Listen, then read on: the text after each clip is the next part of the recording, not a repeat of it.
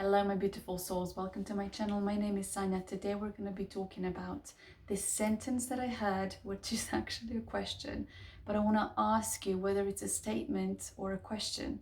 You know, when you have done something, or maybe you allowed some person in your life that wasn't that very good, or you're still, let's say, procrastinating, or anything that you don't really like about yourself, and then you go, why am I like this? Why am I still doing this?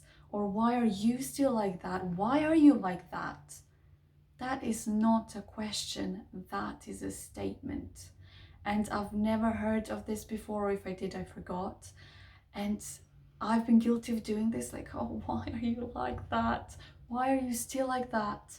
And the thing is, you don't actually ask yourself anything. You're not actually thinking about the answer. You just say that. But that statement, when you say it like that, whether towards yourself, towards your child, or if someone told you that, that statement means you're not worthy enough. And this is some sort of, it's so nice when I learn stuff like this, and that I'm still improving, and that I'm still learning, and that I'm still discovering. The first video that I ever made was on my YouTube channel that said, I am taking you on a journey with me through the learning process, through the growing process, not because I'm there where I want to be, but because I want to document the process that I'm going through to maybe get there. And I mean, I don't know if you've been following me for a while, we've moved up so much, and we made so many changes, and we learned so much, and I'm just grateful for every single one of you. I just wanted to say that along the way. So when you say that statement, what I would like you to do instead is go from the curiosity and empathy towards yourself and say, okay, I'm curious to find out, why am I truly like this? Where is this coming from? Like I said, you need to have empathy towards yourself as well, not to discover it so you can judge yourself or others, not so you can point fingers, but so you can know which parts of you are not healed, that you still believe you're not worthy enough, that you still believe you're not good enough, that you still believe maybe you can't achieve something, that you're still just low in self-esteem and confidence, and maybe lack self-love.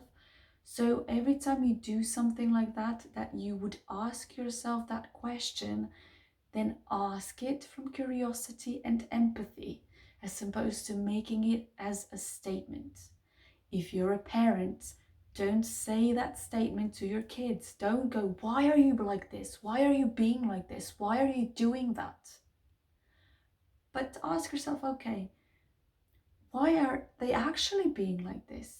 Maybe something's going on. Maybe they're trying to show me that they need more attention. Maybe they need more love, more hugs. Maybe they want me to play more with them. Maybe them being like that is just their way of expressing that they need something. Now, maybe I don't know what that is yet, but I can, try discover it, try to find out.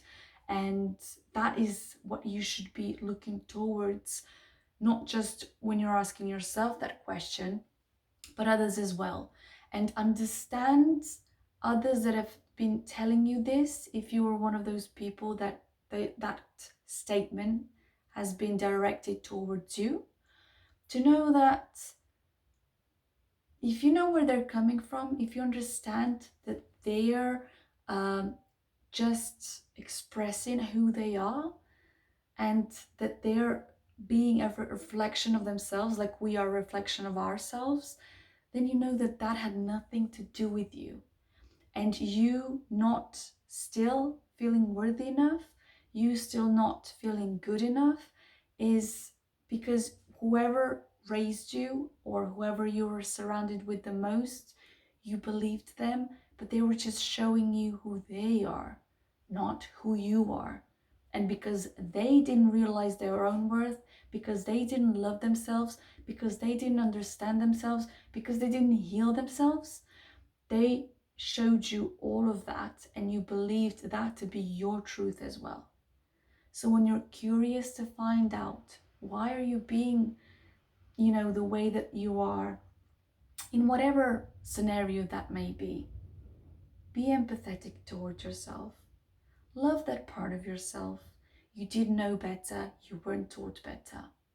Discover it, understand yourself a bit more, understand where you're coming from.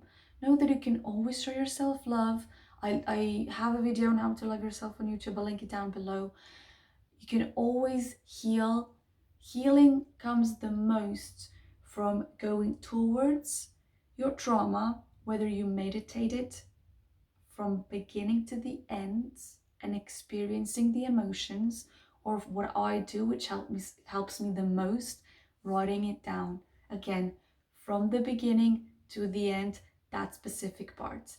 And if you have many parts in you, like many traumatic parts, then just go one by one. You don't have to go all of them in a day. Just go one. You can even have one if it's really long, experiencing it while you're writing every single detail of it from the beginning to the end. And whatever emotion comes out that you need to express and get it out of your system, you can always take a break. If because once you start doing that process, it can really be proper tiring. So I would suggest either have a plan to have a nap afterwards, or do it so that if you have to do something that it's energetic, that needs to be done afterwards, maybe don't go through all of it. Take a break, experiencing part of it, then come back to it later or the next day, but make sure you go towards it. Make sure you experience it again. If you need to scream in a pillow, if you need to cry, a lot of the times when I can't cry during a certain thing that I know I didn't cry about, I start writing from the beginning to the end, and halfway through I start crying. And I know the more I express that, it's healing. That's what brings me the most healing. And also understanding where other person is coming from, and also understanding that this will help me now. And I always make sure I give myself love and send love towards them as well, because people that know how to do better do better. And sometimes we don't feel the best in that moment when we do certain things, which should not be a reason for us to judge ourselves, to point fingers, to blame ourselves, to feel any kind of negative emotion around it. Just accept ourselves. What is important to know, we have all the emotions for a reason. The point is not to not ever be sad, not ever be angry, not ever be feeling down. It's just to have, let's say, 80% one day, that you can reach 80% of being happy, of having peace throughout the day, throughout your life. And maybe you're at 20% now, or at 10, or at 5. So start from understanding where you are, accepting where you are, because accept that this is maybe your starting point. If you're going to work on yourself from now onwards, you need to understand, accept where you are. If there is something that you don't like about yourself, if you push against it, you're going to have more of it, and you're going to not feel good about yourself. Accept whatever it is that you're feeling, it's not good about you, and say, okay, I'm giving this part of me love more than ever. I want to work on my healing. This is only my starting point. I did not know better. They didn't teach me when they were supposed to. Let's grow. Again, self-love is the base for everything, so make sure you start there for all the good stuff in your life. And then learn maybe about certain things that you want to improve on. Then implement them in your life. But make sure the acceptance comes first. You can't change the past. That's in the past. That's over now. This is what I have now. This is what I'm starting with. Let's give it love. Let's give it understanding. Let's give it acceptance. And let's move towards to where I want to go. So you need to make it clear where you are now, who you are now. You have to be clear on where you want to go, who you want to be. Then it's up to you working it out, how and what to do, and then implementing that, taking action.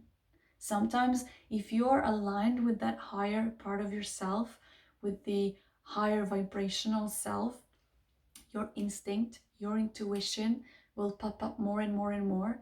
When it does, if you've been out of tune with yourself, your authentic self, maybe you forgot how to use it, or you haven't felt it in a while. Once you reach that higher vibrational state, you'll have it more and more and more. And then make sure, once you know it's your gut telling you something, to listen to it. Sometimes it'll be uncomfortable. Sometimes it'll be, stay away from this person, don't go there. Sometimes it'll be, oh, you have to do this right now. Call this person, go there, do this, wear this, write this, post this. And that goes by raising your vibration. Again, self-love, healing, all of that. So the next time you have that question, why are you being like that? Don't make it a statement. Actually be curious about it. Be empathetic towards yourself or others, and try to answer that as an actual question, as opposed to just, luring it out as a statement. I'm really hoping this was helpful, and I'm hoping this is serving you.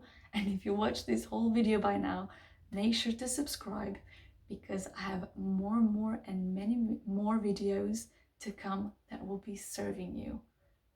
And if you want to improve yourself, grow yourself, and if any of this is resonating with you, subscribe. And I'll see you next time. Love you guys. Bye.